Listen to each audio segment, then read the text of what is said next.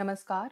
आज हम लोग मॉडर्न हिस्ट्री का लेक्चर नंबर 28 करने जा रहे हैं, जो कि बेस्ड है partition of India and independence, constitutional development of India. उम्मीद करती हूँ कि आप सभी को प्रीवियस लेक्चर पसंद आया होगा और आप इस लेक्चर को एंजॉय करेंगे, अटेम्प्ट करने की कोशिश करेंगे। Question number 1, who presided over the 1946 session of the Indian National Congress held at Meerut? Meerut में आयोजित भारतीय राष्ट्रीय कांग्रेस के 1946 सत्र की अध्यक्षता किसने की थी?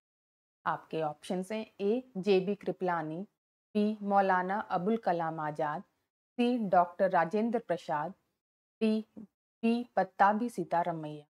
इसका आंसर क्या हो जाएगा? Option A J B Kripalani. Next question.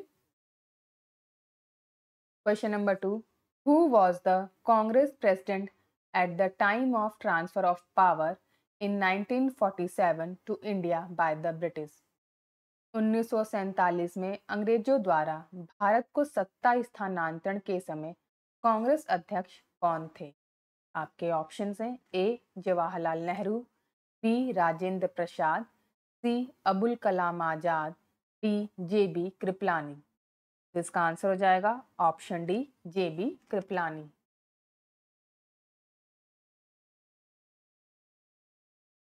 Next question, question number 3। In August 1947 who of the following leaders did not participate anywhere in Independence Day celebrations? अगस्त 1947 में निम्नलिखित में से किस नेता ने स्वतंत्रता दिवस समारोह में कहीं भी भाग नहीं लिया था? आपके ऑप्शन हैं A Jawaharlal Nehru, B Mahatma Gandhi, C Vallabh Bhai Patel, D Rajendra Prasad. इसका आंसर हो जाएगा option B Mahatma Gandhi. Next question, question number 4। January 26, 1950 was chosen for the enforcement of the Constitution because। जनवरी 26, 1950 को संविधान लागू करने के लिए किस लिए चुना गया था? क्योंकि आपके ऑप्शंस हैं A this was an auspicious day, यह एक शुभ दिन था, B Quit India movement was begin on this day in 1942, Bharat छोड़ो आंदोलन 1942 में इसी तारीख को शुरू हुआ था, C Congress had celebrated 26 January 1930 as the first independence day, Congress ने 26 जनवरी 1930 को प्रथम स्वतंत्रता दिवस के रूप में मनाया था, डी नन ऑफ दीज उपरोक्त में से कोई नहीं। तो इसका आंसर हो जाएगा option C Congress had celebrated 26 January 1930 as the first independence day. C is the right answer. Next question, question number 5। Indian nationalism was the child of the British rule, who made this statement? भारतीय राष्ट्रवाद British शासन की संतान थी, यह बयान किसने दिया?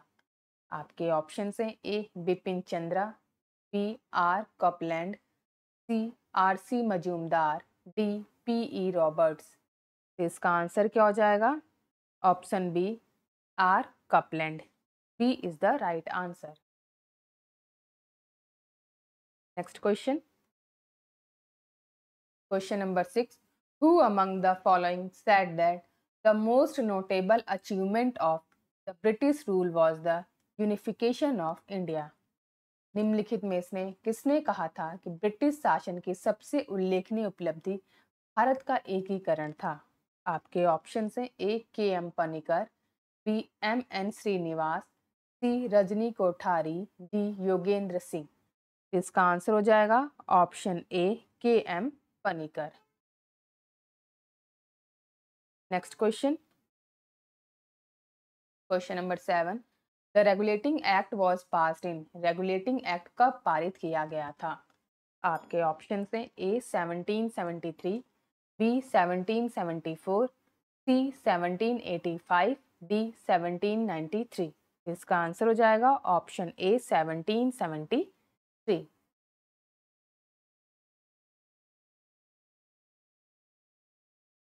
Next question, in which year was the regulating act passed? विनियम अधिनियम किस वर्ष पारित किया गया था? आपके ऑप्शन हैं A A 1757, B A D 1765, C A D 1773, D A D 1793। इसका आंसर हो जाएगा option C A D 1773। C is the right answer. Next question, question number 9, in which year regulating act was passed? Regulating act किस वर्ष पारित किया गया था? आपके ऑप्शन हैं ए 1753, बी 1757, सी 1764, डी 1773। इसका आंसर हो जाएगा option D 1773। Next question, question number 10, in which of the following act for the first time provision was made for the post of Governor General of Bengal? निम्नलिखित में से किस अधिनियम में पहली बार बंगाल के गवर्नर जनरल के पद का प्रावधान किया गया था? आपके ऑप्शन हैं A regulating act 1773, B Pitt's India act 1784, C charter act of 1813, D act of 1833। इसका आंसर हो जाएगा option A regulating act 1773। Next question, question number 11, under the provision of regulating act a provincial assembly for Bihar was set up in? Regulating act के प्रावधान के तहत बिहार के लिए प्रांतीय विधानसभा की स्थापना कब की गई थी? आपके ऑप्शन हैं ए 1772, बी 1774, सी 1776, डी 1778। इसका आंसर हो जाएगा option B 1774। Next question, question number 12, when did Bihar become a separate province in India? Bihar Bharat में एक अलग प्रांत कब बना? आपके ऑप्शन हैं A 1897, B 1905, C 1907, D 1912, E none of the above या more than one of the above. तो इसका आंसर क्या हो जाएगा? Option D 1912। D is the right answer. Next question, question number 13, the supreme court was set up for the first time in India under the? Bharat में पहली बार सर्वोच्च न्यायालय की स्थापना किसके तहत की गई थी? आपके ऑप्शन हैं A regulating act 1773, B charter act 1853, C government of India act 1935, D Indian constitution act 1950। इसका आंसर हो जाएगा option A regulating act 1773। A is the right answer.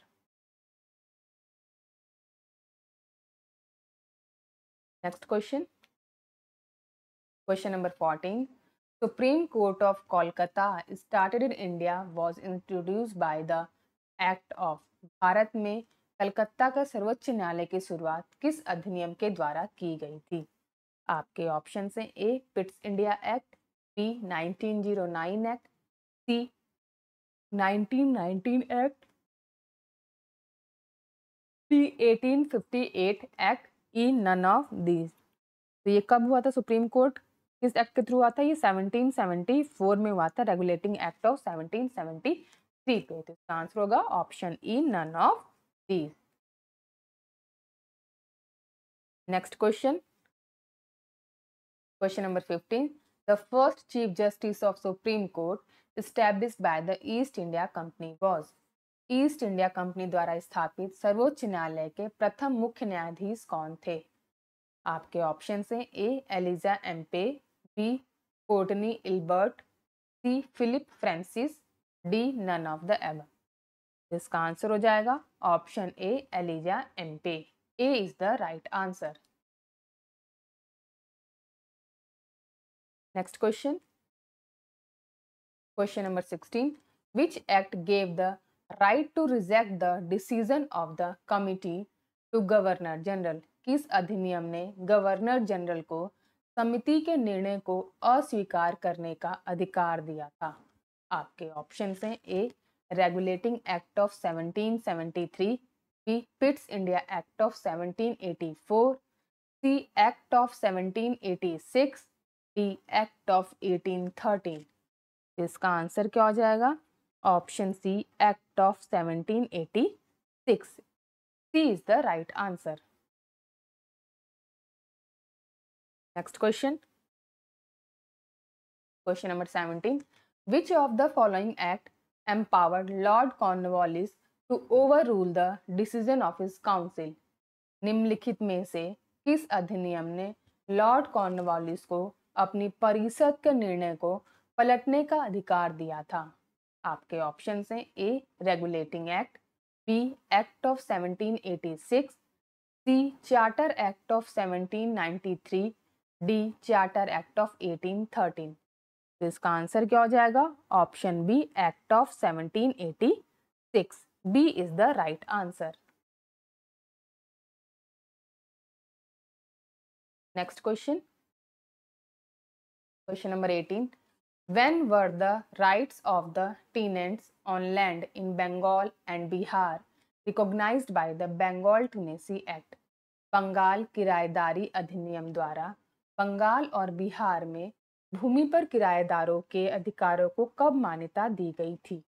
आपके ऑप्शन हैं A 1968, B 1881, C 1885, D 1893, E none of the above, more than one of the above. इसका answer हो जाएगा option C 1885।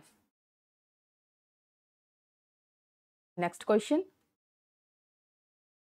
Question number 19, by a regulation in 1793 the district collector was deprived of his judicial power and made the collecting agent only. What was the reason for such regulation? 1793 में एक विनियम द्वारा जिला collectorate को उसकी न्यायिक शक्तियों से वंचित कर दिया गया था और उसे केवल संग्रहण एजेंट बना दिया गया था। ऐसे विनियम का कारण क्या था? आपके ऑप्शन हैं A Lord Cornwallis felt that the district collectors efficiency of revenue collection would enormously increase without the burden of other work.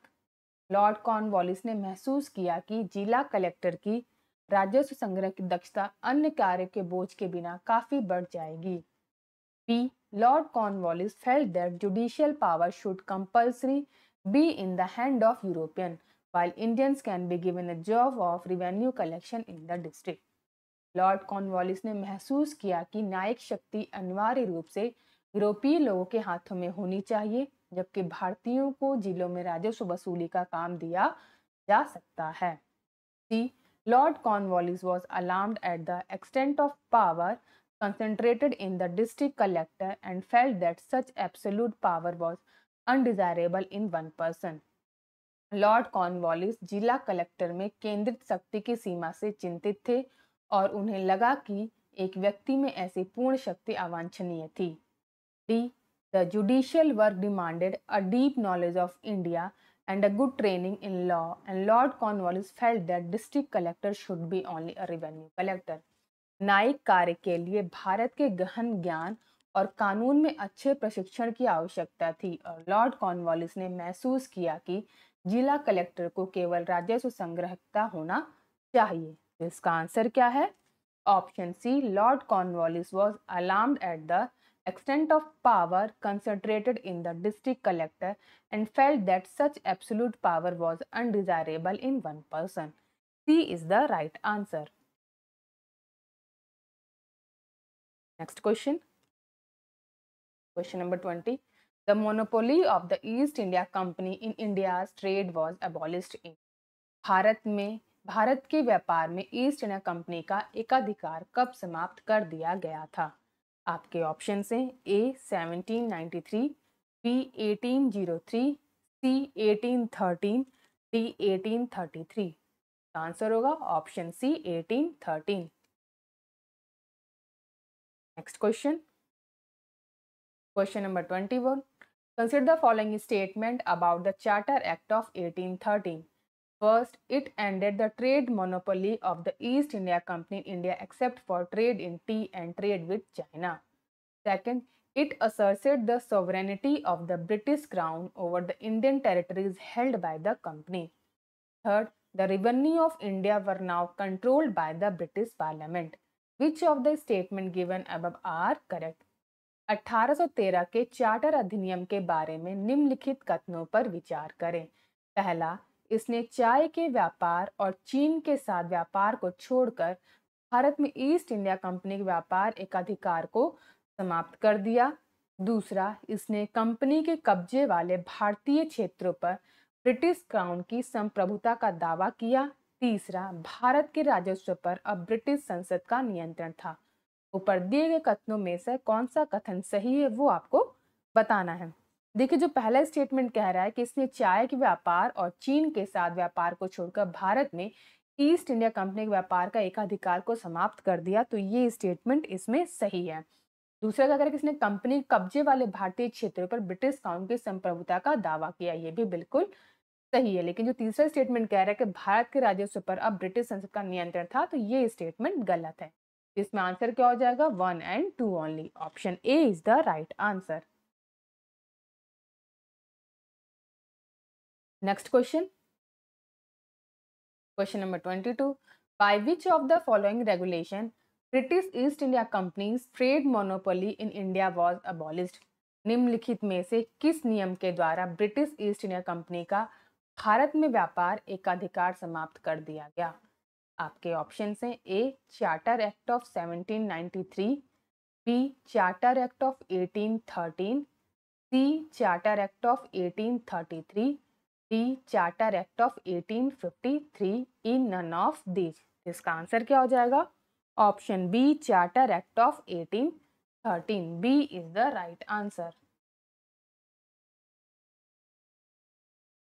Next question, question number 23। Which of the following is one of the reason for considering the Charter Act of 1813 important for India? 1813 के charter act को भारत के लिए महत्वपूर्ण मानने का निम्नलिखित में से कौन सा कारण है? आपके ऑप्शन हैं A it banned propaganda by Christian missionaries in India. इसने भारत में ईसाई मिशनरियों द्वारा प्रचार पर प्रतिबंध लगा दिया। B it emphasized industrialization in India. इसने भारत में औद्योगिकरण पर जोर दिया। C it made a financial allocation for the education of Indian people. इसने भारतीय लोगों की शिक्षा के लिए वित्तीय आवंटन किया। D it approve the development of a railway system in India. इसने भारत में रेलवे प्रणाली के विकास को मंजूरी दी। आंसर हो जाएगा option C it made a financial allocation for the education of Indian people. C is the right answer. Next question, question number 24। Which one of the following provisions was not made in the Charter Act of 1833? निम्नलिखित में से कौन सा प्रावधान 1833 के charter अधिनियम में नहीं किया गया था? आपके ऑप्शन हैं A the trading activities of the East India Company were to be abolished, B the designation of the supreme authority was to be changed as the Governor General of India in Council, C all law making powers to be conferred on Governor General in Council, D an Indian was to be appointed as a law member of the Governor General of Council। इसमें आपको बताना है कि कौन सा जो है वो चार्टर एक्ट 1833 के अधिनियम में नहीं था। तो इसका आंसर हो जाएगा ऑप्शन डी एक भारतीय को गवर्नर जनरल की परिषद के कानून सदस्य के रूप में नियुक्ति किया जाना ये अनिवार्य नहीं था। D is the right answer. Next question, question number 25।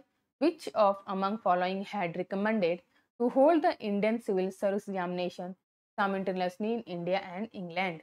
निम्नलिखित में से किसने भारत और इंग्लैंड में एक साथ भारतीय सिविल सेवा परीक्षा आयोजित करने की सिफारिश की थी? आपके ऑप्शन हैं A Aitchison commission, B hub commission, C Montagu Chelmsford report, D Lord Cornwallis. Answer हो जाएगा option C Montagu Chelmsford report. C is the right answer. तो आज हमने सेट ऑफ 25 क्वेश्चंस को कंप्लीट कर लिया है। अगर आप सभी को ये सीरीज अच्छी लग रही है तो प्लीज़ लाइक कीजिए, कमेंट कीजिए और सब्सक्राइब कीजिए हमारे चैनल कर्मवीर IAS को। Thank you for watching. May the force be with you.